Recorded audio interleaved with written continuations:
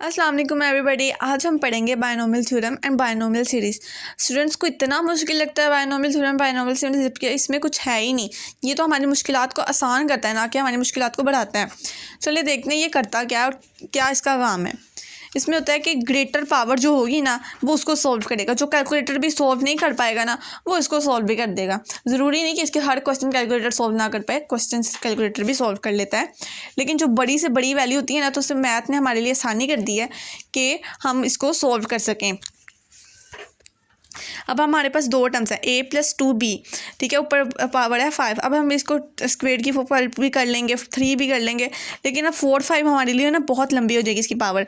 तो फिर हमने उसके लिए एक फार्मूला बनाया है, वो है बायनोमियल थ्योरम। बायनोमियल थ्योरम में उसके दो रूल हैं कि उसकी ना पावर ना पॉजिटिव होनी चाहिए, तभी उस पर बायनोमियल थ्योरम अप्लाई हो सकता है, और वो विदाउट फ्रैक्शन होनी चाहिए। अगर वो फ्रैक्शन में होगी तो उस पर बायनोमियल सीरीज़ लगेगा, और अगर वो पॉजिटिव नहीं होगी, नेगेटिव होगी, तब भी उसमें बायनोमियल सीरीज़ लगेगा, ठीक है।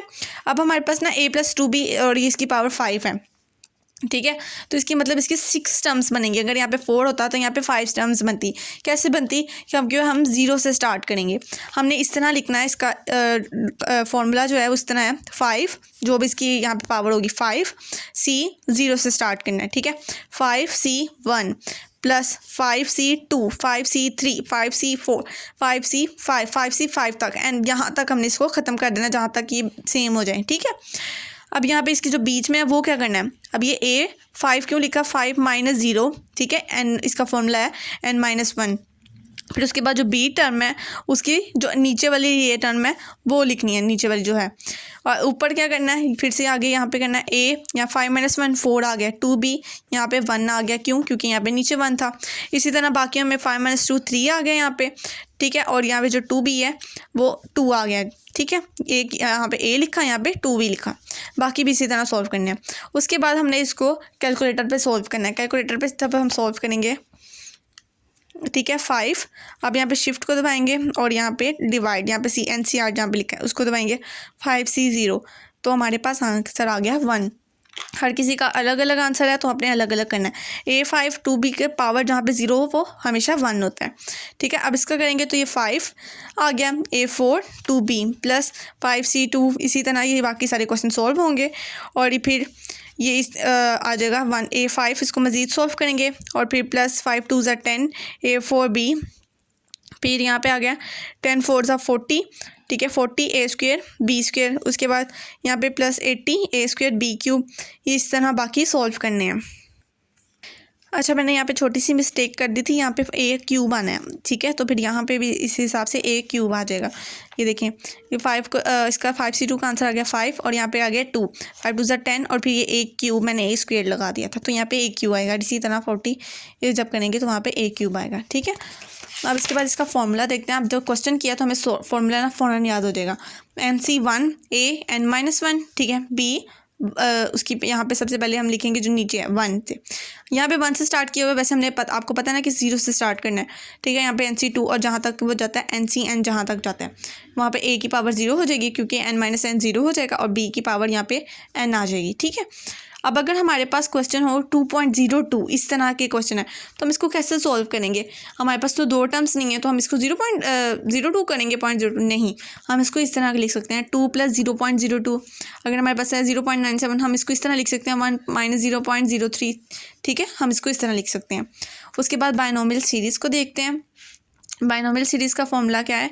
1 + x a और b की टर्म, ठीक है, और यहाँ पे ऊपर इसकी पावर। अब इसका क्या फॉर्मूला है? 1 + nx + n-1 x²/2। इसको जब हम करेंगे ना तो हमें फॉर्मूला याद हो जाएगा।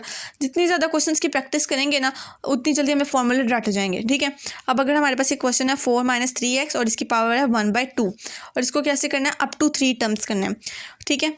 अब ना 3 टर्म्स ही काफ़ी होती हैं। अगर हम उससे ज़्यादा आगे करते जाएं तो फिर उसके हमारी मुश्किल 3 टर्म्स तक हमारा आंसर आ जाता है, ठीक है।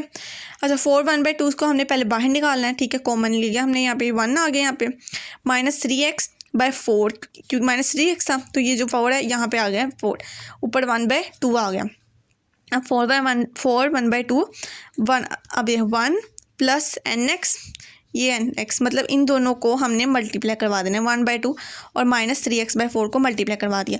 उसके बाद n-1 1/2 जो एन थी और ये n/2 n-1 और ये नीचे 2 का फैक्टोरियल और यहाँ पे x का स्केयर आ गया और प्लस सो ऑन। ठीक है, और अगर हम इसकी थर्ड टर्म निकालना चाहें ना, थर्ड टर्म अगर हमने क्या फोर्थ टर्म भी निकालें तो इसको इस तरह कर देंगे n-1 n-2 और यहाँ पे ये 3 का फैक्टोरियल आ जाएगा क्योंकि यहाँ पे जो पावर होगी वही इसका फैक्टोरियल होगा।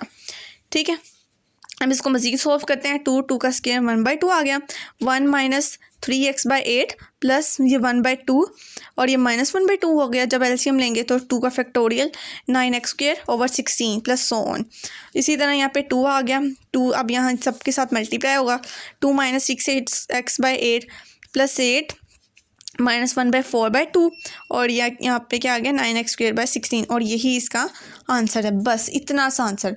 और अब ये याद रखें कि बाइनोमियल थ्योरम के जो क्वेश्चन है ना वो बाइनोमियल सीरीज़ भी हल कर सकता है, लेकिन सीरीज़ के जो क्वेश्चन है ना वो थ्योरम हल नहीं कर सकता। अब आप कहेंगे कि हम फिर थ्योरम पढ़ ही क्यों रहे हैं। थ्योरम की ना एक अपनी इंपॉर्टेंस है, कुछ क्वेश्चन जो है वो सीरीज़ भी थ्योरम के सॉल्व नहीं कर सकता, इसलिए थ्योरम का फॉर्मूला ज़रूरी है। ठीक है, तो आपने मुझे कमेंट सेक्शन में बताना है कि आपको कौन सा तरीका अच्छा लगा, बाइनोमियल सीरीज़ या बाइनोमियल थ्योरम का।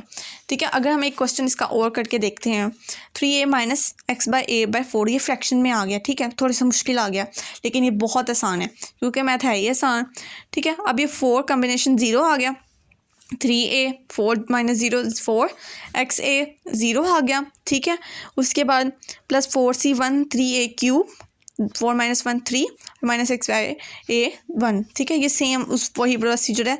ठीक है, ये बाइनोमियल थ्योरम से हम सॉल्व कर रहे हैं। ठीक है, उसके बाद इसी को कैलकुलेटर से सॉल्व करेंगे। ठीक है, 181a4 1 आ गया, 427 a³ - x/a आ गया प्लस 6 9a² x² a² आ गया। ठीक है, इसी तरह बाकी ये सारे आ गए और फिर इसको मज़ीद सॉल्व किया 81a4 और ये फिर इसका सारा आंसर आ गया। इसी तरह हम अगला क्वेश्चन देखते हैं। अब 0.95 है, इसको हम अपने दो टर्म्स में बनाना है, 1 - 0.05। ठीक है, इसी तरह इसके बाकी सारा फॉर्मूला लिखेंगे जो हमारा फॉर्मूला है और फिर इसको हम कैलकुलेटर से सॉल्व करेंगे। ठीक है, 4c0 होता है 1, यहाँ पे भी 1 आ गया और यहाँ पे इसकी पावर 0 है तो इसका आंसर भी 1 होगा। ठीक है, इसी तरह आगे प्लस 4, यहाँ पे भी 1 है, -0.05 का पावर 1 है तो यहाँ पे भी यही सेम आ गया। ठीक है, इसको हम बाकी सारे को कैलकुलेटर से सॉल्व करेंगे और हमारे पास ये आंसर आ जाएगा। ठीक है, उसके बाद हमारे पास ये है बाइनोमियल सीरीज़ का सॉल्व करने वाला। 1 - 1/3 1 - 3x, मतलब हमने इसका 1 जो है बाहर निकाल लिया और ये अंदर ये आ गया। ठीक है, अब इसके नीचे 1 नहीं लिखेंगे क्योंकि इसके नीचे 1 हो या ना हो फ़र्क नहीं पड़ता।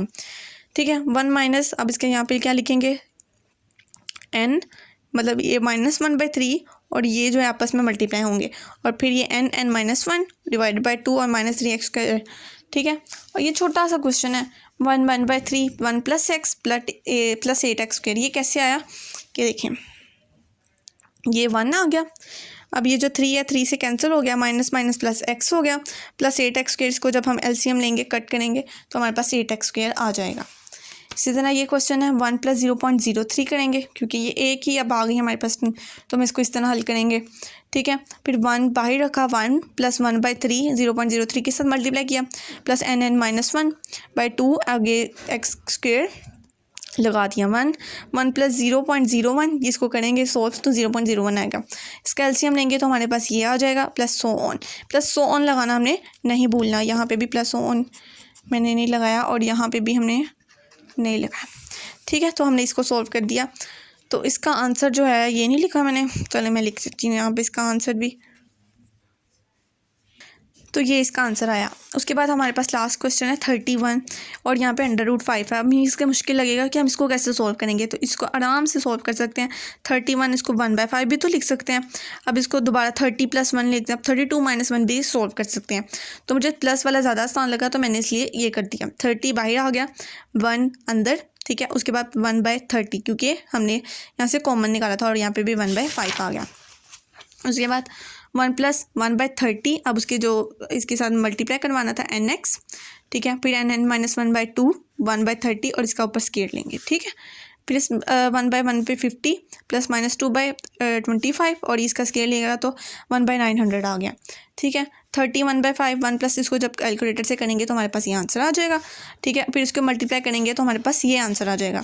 फिर जब इसकी एडिशन करेंगे, ठीक है, सबको ऐड किया तो हमारे पास ये आएगा, और फिर जो बाहर 30 1/5 था इसको इसके साथ मल्टीप्लाई कर देंगे तो हमारे पास आंसर आ जाएगा।